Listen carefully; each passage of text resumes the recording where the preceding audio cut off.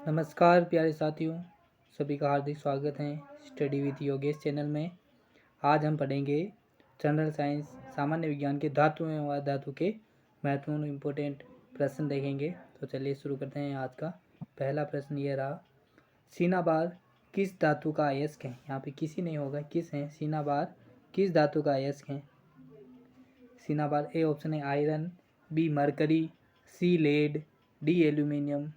सीना बार किस धातु का अयस्क है। यहाँ पे अयस्क पूछा है अपने को। सीना बार किस धातु का अयस्क है, तो सीना बार अयस्क है यहाँ पे। सीना बार किस धातु का है, सीना बार है मरकरी का अयस्क। मरकरी जिसको अपन पारा भी कहते हैं, Hg से इसको लिखते हैं। यहाँ पे ऑप्शन ए सही हो, बी सही हो जाएगा, सॉरी ऑप्शन बी मरकरी। सीना बार जो है मरकरी का अयस्क है। चलिए आगे बढ़ते हैं। दूसरा प्रश्न ये रहा आमने सामने, सल्फाइड अयस्क से धातुओं के निष्कर्षण के लिए कौन सी विधि का उपयोग किया जाता है। सल्फाइड अयस्क के लिए, सल्फाइड अयस्क से धातुओं के निष्कर्षण के लिए किस विधि का उपयोग में अपन लेते हैं। तो यहाँ पे ऑप्शन है निस्तापन, बी है भर्जन, सी थर्मिट अभिक्रिया और डी है संक्षारण। तो यहाँ पे देखिए एक इसके लिए अपन एक सिंपल सी ट्रिक याद कर सकते हैं। भैंस कानी, भैंस कैसी अपने पास कानी भैंस है। भैंस जो है अपने पास कानी या कानी भैंस है। तो भैंस से अपने को याद रखना है भर्जन, भैंस से क्या याद रखना है भर्जन, और से याद रखना है सल्फाइड अयस्क, और का से याद रखना है कार्बोनेट अयस्क, और नी से याद रखना है निस्तापन। तो यहाँ पे अपने पास सल्फाइड अयस्क पूछा है, तो सल्फाइड अयस्क के लिए आंसर हो जाएगा अपना भर्जन। भैंस कानी, ये याद रखना अपने को, भैंस कानी। तो यहाँ पे सही आंसर क्या हो जाएगा अपना भर्जन। चलिए आगे बढ़ते हैं। यहाँ पे किस मिश्र धातु का उपयोग विद्युत तारों की वेल्डिंग के लिए किया जाता है। किस मिश्र धातु का उपयोग विद्युत तारों की वेल्डिंग के लिए किया जाता है। ऑप्शन ए है पीतल, बी कांसा, सी स्टील या इस्पात, और डी है सोल्डर।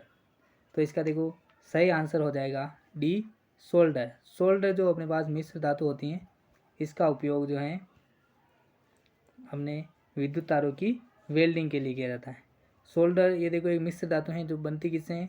सोल्डर जो है अपने पास यह बनती है सीसा जिसको अपन कहते हैं लेड, ये सीसा और टिन से बनती है। सीसा और टिन, शीशे का प्रतीक या लेड का प्रतीक जो है अपने पास पीबी लेड, और एसएन जो है अपने पास टिन।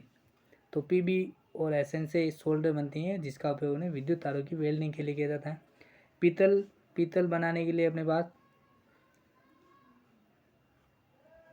पीतल बनाने के लिए अपन कॉपर और उपयोग में लेते हैं। कॉपर के साथ में जस्ता या जिंक, कॉपर और जिंक से पीतल बनाते हैं। और कांसा बनाने के लिए अपन उपयोग में लेते हैं, कांसे के लिए उपयोग में लेते हैं कॉपर, और कॉपर के साथ में उपयोग में लेते हैं टिन या एसएन। यहाँ पे कांसे के लिए कॉपर और एसएन। सही आंसर अपना हो जाएगा सोल्डर। चलिए आगे बढ़ते हैं। सोल्डर मिश्र धातु का निर्माण किन धातुओं से होता है। सोल्डर मिश्र धातु का निर्माण, तो अभी अपन ने ये देखा था, सोल्डर मिश्र धातु का निर्माण होता है लेड और एसएन से। लेड या सीसा जिसको अपन कहते हैं, लेड और टिन से होता है। कॉपर और टिन से अपने को बताएं बनता है कांसा। कॉपर और टिन से क्या बनता है कांसा। लेड और कॉपर से तो कुछ नहीं बनता है, और आयरन और टिन से भी कुछ नहीं बनता है, और पीबी और एसएन या लेड और टिन से बनता है हमने सोल्डर। चलिए आगे बढ़ते हैं। प्रश्न नंबर 5 है हमारे पास, निम्न में से कौन सी धातु हथेली पर रखने से पिघल जाती हैं। ऐसी कौन सी धातु हैं जो हथेली पर रखने से पिघल जाती हैं। ए ऑप्शन है सोडियम, बी लिथियम, सी सीजियम, और डी पारा। तो इसका सही आंसर तो हो जाएगा सीजियम। सीजियम अपने पास ऐसी धातु हैं जो हथेली पर रखने से पिघल जाती हैं, सीजियम। और सीजियम के अलावा अपन और कह सकते हैं गैलियम। गैलियम भी जो है अपने पास हथेली पर रखने से पिघल जाती है। सीजियम और गैलियम ऐसी धातु, इनका गलनांक बहुत कम होता है, तो ये बहुत जल्दी पिघल जाते हैं। सोडियम अपने को बताएं, इसको अपन केरोसिन के तेल में रखते हैं। और सोडियम को जो सोडियम और लिथियम दोनों को ही अपन चाकू से काट सकते हैं। दोनों को ही अपन चाकू की सहायता से काट सकते हैं, चाकू की सहायता से आसानी से काट सकते हैं सोडियम और लिथियम दोनों को ही। चलिए आगे बढ़ते, इसका सही आंसर हो जाएगा अपना सीजियम जो है अपने हथेली पर रखने से पिघल जाती हैं। पारा अपने को पता है ऐसी धातु हैं जो द्रव अवस्था में पाया जाता है। चलिए आगे बढ़ते हैं। प्रश्न नंबर 6 है अपने पास, एक्वारेजिया या अम्ल राज में HCl व HNO3 का अनुपात कितना होता है। HCl व HNO3 का अनुपात पूछा है यहाँ पे। ए ऑप्शन है 1:3, बी है 3:1, सी है 1:1 और डी है 1:4। तो इसका सही आंसर हो जाएगा 3:1। HCl यहाँ पे कितना होता है, HCl और HNO3 का जो अनुपात यहाँ पे रहता है वो रहता है, HCl तो रहता है 3 अनुपात में और HNO3 जो रहता है 1 अनुपात में। इसको अपन एक्वारेजिया अम्ल ये रॉयल जल भी कहते हैं इसी को अपन, और क्या कहते हैं, रॉयल जल, और क्या कहते हैं इसको, रॉयल जल। इसका उपयोग जो अपन सोने आदि को गलाने के लिए करते हैं, सोने और प्लेटिनम। चलिए आगे बढ़ते हैं यहाँ पे। निम्न में से कौन सी धातु जल या भाप के साथ अभिक्रिया नहीं करती हैं? जल या भाप के साथ अभिक्रिया नहीं पूछा है यहाँ पे। ए ऑप्शन है copper, B zinc, C iron और डी एल्यूमिनियम। तो यहाँ पे अपने बताएं कॉपर जो धातु हैं वो जल या भाप के साथ में अभिक्रिया नहीं करती, क्योंकि बहुत कम अभिक्रियाशील है, ये नीचे आती हैं अभिक्रिया श्रेणी में या सक्रियता श्रेणी में नीचे आती है, इसलिए ये अभिक्रिया नहीं करती हैं जल या भाप के साथ। चलिए आगे बढ़ते हैं। 8वें नंबर का प्रश्न है अपने पास, लोहे के फ्राइंग पैन को जंग से बचाने के लिए निम्नलिखित में से कौन सी विधि उपयुक्त है? लोहे का फ्राइंग पैन जो अपन घरों में फ्राई वगैरह करने के लिए जो उपयोग में लेते हैं वो वाला लोहा, इसको जंग से बचाने के लिए निम्नलिखित में से कौन सी विधि उपयुक्त है? देखिए यहाँ पे ए ऑप्शन है पेंट करके, बी ग्रीज लगाकर, सी जिंक की परत चढ़ाकर और डी है उपयुक्त सभी। तो इसकी सिंपल सा क्वेश्चन है, इसका आंसर हो जाएगा उपयुक्त सभी। देखिए यहाँ पे जिंक की परत चढ़ाकर, इसको अपन कहते हैं यसद लेपन, इसको अपन क्या कहते हैं, यसद लेपन, यसद लेपन भी कहते हैं। लोहे और इनको इस्पात को जंग से बचाने के लिए इसके ऊपर जस्ते या जिंक की परत चढ़ा देते हैं, इसको अपन कहते हैं यसद लेपन। चलिए आगे बढ़ते हैं यहाँ पे। प्रश्न नंबर 9 है अपने पास,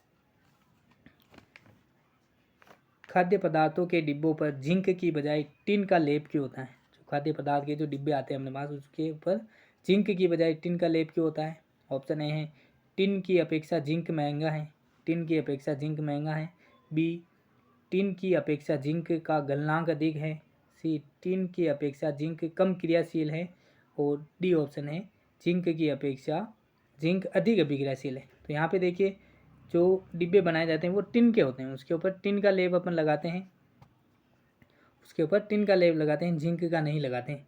क्यों? क्योंकि जिंक जो है अधिक क्रियाशील है, अधिक अभिक्रियाशील है और टिन थोड़ा कम अभिक्रियाशील है। तो अगर जिंक का लेप लगाएंगे तो वो हो सकता है उस खाद्य पदार्थ के साथ में अभिक्रिया कर जाएँ और कोई दूसरा पदार्थ बन जाए। तो यहाँ पे ऑप्शन डी अपना सही हो जाएगा, टिन की अपेक्षा जिंक जो है वो अधिक अभिक्रियाशील होता है, इसलिए अपन इसका उपयोग नहीं करते हैं। चलिए आगे बढ़ते हैं यहाँ पे।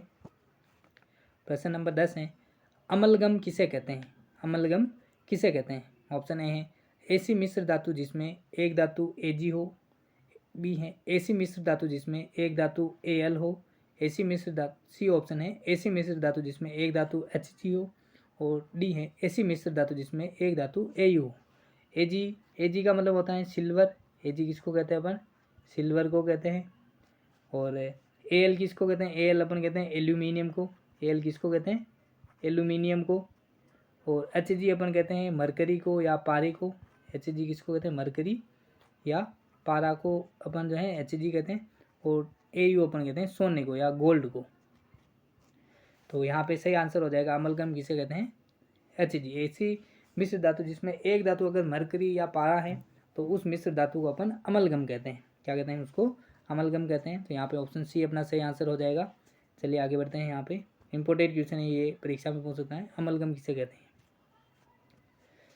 और प्रश्न नंबर 11 है, बॉक्साइट किस धातु का अयस्क है? बॉक्साइट किस धातु का अयस्क है? ए है Hg मतलब मरकरी, बी है एल्यूमिनियम, सी है सिल्वर और डी है एल्यूमिनियम। सो डी है ओरम या मतलब गोल्ड। तो यहाँ पे सही आंसर हो जाएगा अपना बॉक्साइट जो है वो एल्यूमिनियम का अयस्क है। बॉक्साइट किसका अयस्क है, एल्यूमिनियम का। यहाँ पे बी ऑप्शन सही रहेगा अपना। चलिए आगे बढ़ते हैं। प्रश्न नंबर 12 है अपने पास, निम्न में से ऊष्मा की कुचालक धातु है, निम्न में से ऊष्मा की कुचालक धातु कौन सी है? तो ऊष्मा की कुचालक धातु यहाँ पे देखिए, ऑप्शन ए है गैलियम, ऑप्शन बी है सीजियम, ऑप्शन सी है ग्रेफाइट और ऑप्शन डी है मरकरी। तो यहाँ पे ऊष्मा की कुचालक धातु पूछी है अपने को, तो ऊष्मा की कुचालक धातु अपने को बताएं वो क्या है, मरकरी। ऑप्शन डी अपना मरकरी, या जिसको अपन पारा भी कहते हैं, Hg इसका सिंबल है, या इसको अपन और कहते हैं पारा या पारद भी कहते हैं। और क्या कहते हैं इसको, पारद। गैलियम और सीजियम अपने को बताएं ऐसी धातुएं हैं जो हथेली पर रखने से क्या होता है, पिघल जाती है। हथेली पर क्या होता है, ये हथेली पर रखने से ही पिघल जाते हैं, इनका गलनांक बहुत कम होता है, तो हथेली पर रखने से ही पिघल जाते हैं। ग्रेफाइट तो अपने को बताया कार्बन का अपर रूप है, ग्रेफाइट क्या है, कार्बन का अपर रूप है। चलिए आगे बढ़ते हैं, इसका सही आंसर हो जाएगा अपना मरकरी। प्रश्न नंबर 13 है अपने पास, निम्न में से चाकू से आसानी से काटी जा सकने वाली धातुएं कौन सी हैं? ए हैं सोडियम, बी गैलियम, सी सीजियम और डी लिथियम। यहाँ पे और नीचे ऑप्शन दे रखे हैं बहुत सारे, तो यहाँ पे कौन कौन सी ऐसी धातुएं हैं जिनको अपन चाकू से आसानी से काट सकते हैं? तो यहाँ पे देखिए, क्या सोडियम को बिल्कुल अपन चाकू से आसानी से काट सकते हैं, सोडियम को अपन चाकू से काट सकते हैं। क्या गैलियम को काट सकते हैं? नहीं, गैलियम को तो नहीं काट सकते। और सीजियम को काट सकते हैं? सीजियम को भी नहीं काट सकते हैं। लिथियम को, हाँ बिल्कुल लिथियम को काट, तो लिथियम सोडियम यहाँ पे दो ऐसी धातुएं हैं जिनको अपन चाकू से आसानी से काट, इसके अलावा पोटेशियम को भी काट सकते हैं। तो यहाँ पे लिथियम सोडियम जो धातु हैं इनको आसानी से चाकू से काट सकते हैं। तो यहाँ पे ए और डी सही है, तो ए और डी किस ऑप्शन में, ए और डी यहाँ पे आ रहा है 30 नंबर, तो ऑप्शन नंबर 3 यहाँ पे सही उत्तर हो जाएगा अपना, ए और डी, सोडियम और लिथियम। चलिए आगे बढ़ते हैं। प्रश्न नंबर 14 है, सक्रियता श्रेणी के बारे में असत्य को छांटे। यहाँ पे क्या पूछा है अपने को, असत्य पूछा है। तो देखिए यहाँ पे ए ऑप्शन है, सक्रियता श्रेणी में ऊपर से नीचे जाने पर क्रियाशीलता घटती है। बी है अपने पास, सक्रियता श्रेणी में नीचे से ऊपर जाने पर क्रियाशीलता बढ़ती है। सी है, एल्यूमिनियम जिंक से अधिक अभिक्रियाशील है। और डी है, आयरन जो है एल्यूमिनियम से कम क्रियाशील है। तो यहाँ पे देखिए पहले अपन एक सक्रियता श्रेणी बना लेते हैं यहाँ पे। तो यहाँ पे देखिए सबसे सक्रियता श्रेणी में सबसे ऊपर आता है अपने पोटेशियम, फिर इसके बाद आता है सोडियम, पोटेशियम सोडियम, सोडियम के बाद आता है कैल्शियम, कैल्शियम के बाद आता है मैग्नीशियम, मैग्नीशियम के बाद आता है एल्यूमिनियम, मैग्नीशियम के बाद क्या आता है, एल्यूमिनियम आता है। और एल्यूमिनियम के बाद आता है जिंक, एल्यूमिनियम के बाद क्या आता है, जिंक आता है, जेड जिसका प्रतीक है जेड जेड के बाद आता है आयरन, और आयरन के बाद आता है लेड जिसको अपन पीबी से लेते हैं। लेड के बाद अपन लिख सकते हैं हाइड्रोजन, और हाइड्रोजन के बाद आता है कॉपर के बाद Hg आता है मरकरी के बाद आता है Ag चांदी या सिल्वर जिसको अपन कहते हैं, और इसके बाद आता है Hg Ag और Au औरंग या सोना। तो यहाँ पे देखिए ये पता है अपने को, सोडियम पोटेशियम और सोडियम सर्वाधिक क्रियाशील हैं, ये तो हवा में खुले छोड़ने पर ही पानी के साथ में अभिक्रिया कर लेते हैं। और सोना चांदी अपने को पता है बिल्कुल ही अभिक्रिया नहीं करते हैं। तो यहाँ पे जो ऊपर की तरफ आते हैं वो सबसे अधिक क्रियाशील हैं, और नीचे की तरफ जो है वो कम क्रियाशील है। तो यहाँ पे अपने को क्या क्या पूछा है देखिए, यहाँ पे ए ऑप्शन देगा, सक्रियता श्रेणी में ऊपर से नीचे जाने पर क्रियाशीलता करती है, तो बिल्कुल ये बिल्कुल सही कथन है। डी ऑप्शन दे रखा अपने को, सक्रियता श्रेणी में नीचे से ऊपर जाने पर क्रियाशीलता बढ़ती है, हाँ तो नीचे से अगर अपन ऊपर की तरफ जा रहे हैं तो क्रियाशीलता बढ़ेगी ही। एल्यूमिनियम जिंक से अधिक अभिक्रियाशील है, और आयरन एल्यूमिनियम से कम अभिक्रियाशील है। तो यहाँ पे देखिए एल्यूमिनियम यहाँ आ रहा है और जिंक बाद में आता है, तो एल्यूमिनियम जो है अपने यहाँ पे एल्यूमिनियम जो है जिंक से पहले आता है, तो एल्यूमिनियम अधिक अभिक्रियाशील है और जिंक थोड़ा क्या है एल्यूमिनियम की तुलना में कम है। और दूसरा वाला दे रखा था अपने को कि आयरन जो है वो एल्यूमिनियम से कम अभिक्रियाशील, तो आयरन बाद में आता है, एल्यूमिनियम पहले आ जाता है। तो यहाँ पे ये बिल्कुल सी भी सही है और डी भी सही है, सी और डी दोनों ही सही हैं यहाँ पे। तो देखिए यहाँ पे असत्य पूछा है अपने को, तो असत्य तो यहाँ पे कोई सा भी नहीं है, तो यहाँ पे ऑप्शन नंबर 4 सही हो जाएगा, इनमें से कोई नहीं। यहाँ पे असत्य पूछा था तो इनमें से कोई नहीं यहाँ पे असत्य हो गया है। चलिए यहाँ पे आगे बढ़ते हैं। प्रश्न नंबर 15 है अपने पास, आयनिक यौगिकों के गुणों के बारे में असत्य है। यहाँ पे भी क्या पूछा हमने से, असत्य ही पूछा है। तो यह भंगुर प्रकृति के होते हैं। बी है, यह इनका गलनांक व क्वथनांक कम होते हैं। यह विद्युत के सुचालक होते हैं।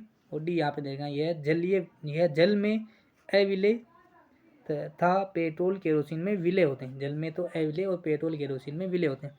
यहाँ पे देखिए कौन से असत्य पूछा है यहाँ पे, तो यह भंगुर प्रकृति के होते हैं, ये तो बिल्कुल सही है। आयनिक यौगिक मतलब अपने को याद रखना है NaCl के बारे में बोल रहा है, NaCl या नमक के बारे में। तो नमक को अपन देखते हैं कि नमक की जो डगली आती है उसको अपन हल्का सा चोट मारे तो वो पूरी बिखर जाती है, तो इसको अपन कहते हैं भंगुर प्रकृति, तो ये तो बिल्कुल सही है। इनका गलनांक व क्वथनांक कम होता है। यहाँ पे गलनांक व क्वथनांक कम नहीं होता है, ये बिल्कुल गलत है।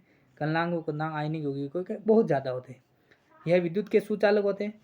हाँ बिल्कुल, ये अपने जलीय विलयन में विद्युत के सुचालक होते हैं। ठोस अवस्था में तो नहीं होते हैं, लेकिन अपने जलीय विलयन में विद्युत का चालन करते हैं। और डी, यह जल में अविलय और पेट्रोल केरोसिन में विलय होते हैं, तो ये भी बिल्कुल गलत है, यहाँ पे उल्टा दिया था।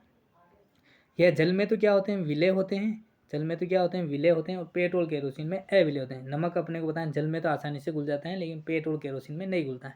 तो यहाँ पे देखिए असत्य पूछा आपने से, तो ए और सी तो बिल्कुल सही हैं, बी और डी गलत हैं, तो ये गलत पूछा है यहाँ पे, तो दूसरे नंबर वाला ऑप्शन अपना सही हो जाएगा। दो बी व डी क्या है यहाँ पे, असत्य हैं। चलिए आगे बढ़ते हैं यहाँ पे। तो अगर आपको क्वेश्चन अच्छे लगे हैं या समझ में आया है कुछ, तो प्लीज़ वीडियो को लाइक शेयर और कमेंट करके ज़रूर बताइएगा कि आपके कितने आंसर सही हो रहे हैं। कमेंट ज़रूर करना वीडियो पे, और अगर अच्छा लगे तो सब्सक्राइब भी कर लेना। Thank you.